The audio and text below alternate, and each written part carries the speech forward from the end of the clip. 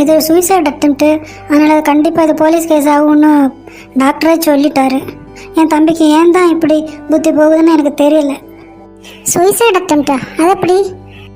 இவன் குடிச்சிக்கிட்டு ஓட்டிகிட்டு போன வண்டியை அப்படியே கொண்டு ஸ்பீடாக வந்து ஒரு லாரிக்கு முன்னாடி இவனே கொண்டு ஏற்றிருக்கானா. அந்த ஒரு லாரி டிரைவர் வந்து ரொம்ப கடுப்பாயிட்டார்.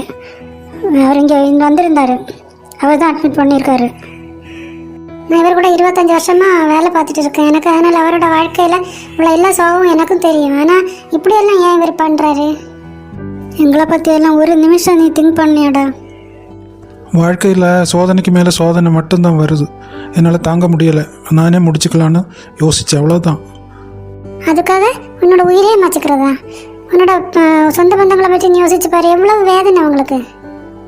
இந்த ஒரு வேதனையோட முடியுமே, பின்ன அதுக்கப்புறம் என்னை பற்றி யாரும் கவலையப்பட வேண்டியது இல்லையே. வாழ்க்கையில் எவ்வளோ அடிபட்டவங்க நமக்கு சுற்றி இருக்காங்கப்பா.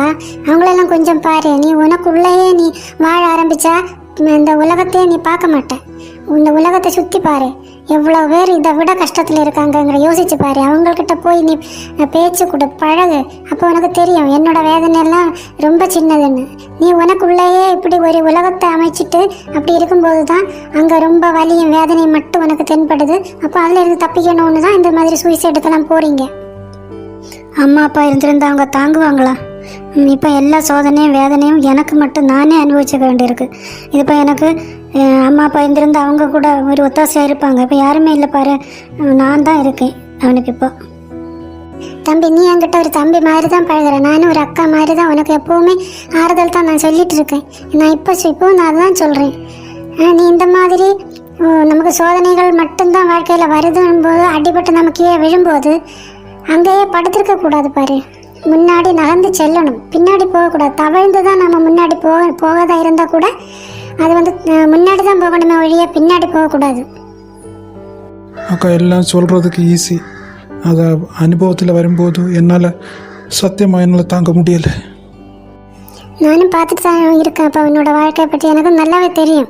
இருந்தாலும் யாராக இருந்தாலும் இப்படிப்பட்ட ஒரு சூழ்நிலையில் ஐயோ எனக்கு எல்லாம் சோதனையாக வருது வேதனையாக வருதுன்னு இருக்கும்போது நமக்கு முன்னாடி 2 வழிகள் தான் இருக்கும். அதில் ஒன்று உணர்ச்சிகளின்பால் போகிறது, இன்னொன்று நம்மளோட விவேகத்தின்பால் போகிறது. இந்த 2 வழி தான். உணர்ச்சிகளின் வழிகள்னா ரொம்ப நெகட்டிவாக போயிடுவோம். விவேகத்தின் வழின்னா அது பாசிட்டிவாகவே தான் இருக்கும்ப்பா. நல்லா யோசிக்கணும்ப்பா. நாமளே நம்மளுக்குள்ளேயே சுருங்கி நம்மளுக்குள்ளேயே ஒரு உலகத்தை உண்டு பண்ணி அங்கே இருந்தால் தாறுமாறா வாழ்க்கை போயிடும்ப்பா. குடிச்சு அது வேற, உடம்பு ரொம்ப கெட்டு போச்சு. நீ பண்ண தப்பே அதுதான்ப்பா. உனக்குள்ளேயே நீ இருந்துட்ட. வெளி உலகத்துக்கு இறங்கி பாரு. நீ எவ்வளவோ இந்த முதியோரெல்லாம் இருக்குது, அனாதைகள் இருக்குது.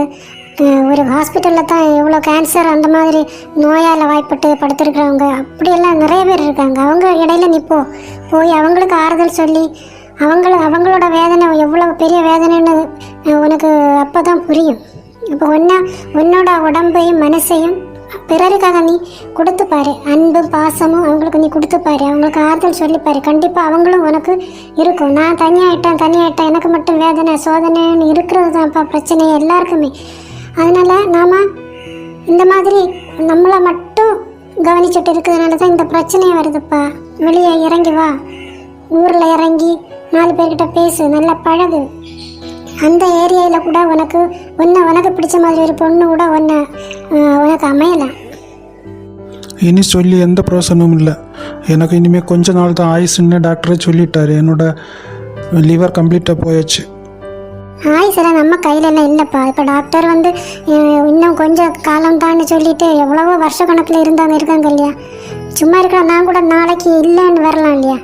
அதெல்லாம் நம்ம கையில் இல்லைங்க. அந்த ஒரு நினைப்பே நீ விட்டுடு. நீ வந்து இதிலேருந்து வெளியே வரணும். வந்தால் தான் சரியாகும்.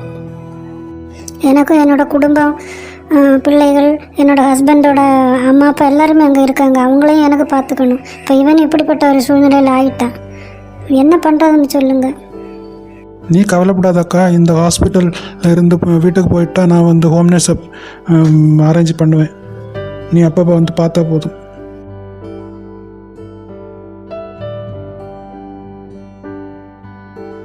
சார் கொஞ்சம் சாப்பிடுங்க. வயிறு வலிச்சாலும் பரவாயில்ல. ஏன்னா நீங்கள் கொஞ்சம் சாப்பிட்டா தான் உங்களுக்கு ஆரோக்கியம் திரும்ப வரும் சார். இல்லைப்பா, எனக்கு எதுவுமே வேண்டாம். அந்த ஒரு மூடும் எனக்கு இல்லை, சாப்பிடணுன்னே தோணலை, சாப்பிட்டாலும் வயிறு தான் வலிக்குதுப்பா, என்னால் முடியலப்பா. மனசை தளர விட்டுறாதீங்க சார். என்ன நீங்கள் ஒரு ஹோம் நேர்ஸாலாம் பார்க்க வேண்டாம் சார், ஒரு பிரதர் மாதிரி எடுத்துக்கோங்க. என்னோடய வாழ்க்கையில் கூட நான் நிறைய துன்பங்கள் ஃபேஸ் பண்ணி வந்தோம் தான் சார். உங்களுக்கு தெரியுமா சார், என்னோட அழகான 2 குழந்தைகளும் அன்பான மனைவியும் எல்லாம் ஆக்சிடெண்ட்டில் பறி கொடுத்துட்டு நான் மட்டும் உயிரோடு இருக்கேன் சார். எனக்கு ஏன் இந்த சோதனை? ரொம்ப நாள் நான் வந்து அழுது அப்படியே முடங்கி போயிட்டேன்.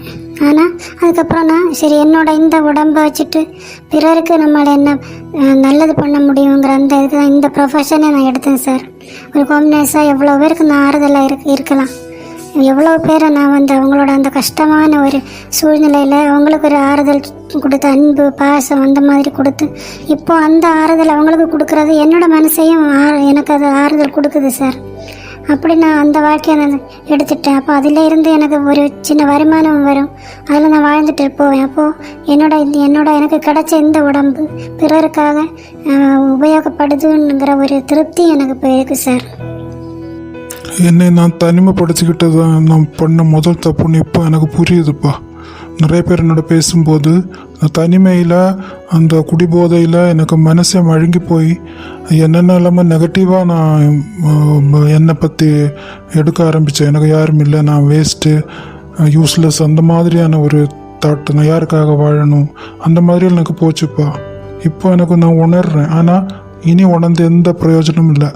குடிச்சு என்னோடய லிவர் போச்சு. இப்போ இந்த ஆக்சிடெண்ட்டில் கூட என்னோடய வயிறு தான் நல்லா அடிபட்டிருக்கு. எனக்கு இன்னும் மிஞ்சி போனால் ஒரு 6 மாதம் ஏதாவது இருக்கும் போல் இருக்குது. அதில் நான் இப்படியே வாழ்ந்துட்டு போகிறப்பா.